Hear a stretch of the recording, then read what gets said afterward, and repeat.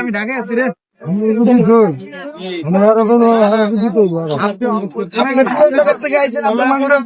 আমি আল্লাহ ব্যবসায়ী তো অনেক পুরানা মনে করা জীবন মানে বিরাম।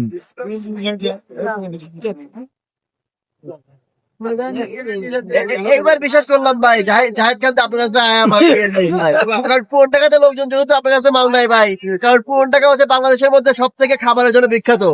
ওইখান থেকে এসে আপনার কাছে মাল নেয় ভাই পুরান ঢাকা থেকে অনেক লোক আসে।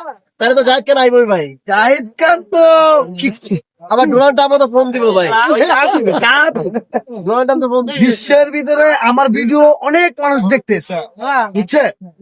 যারা দেখতেছে তারা আমাকে অনেক ফোন দিয়ে জিজ্ঞাসাবাদ করতেছে ভাই আমি শুটিং নিয়ে আপনার কাছে আসবো, প্রথম আসলে একটু নিজের মনে করে মাংস দিবেন, জানি বাসায় পোলাপান নিয়ে খাবো।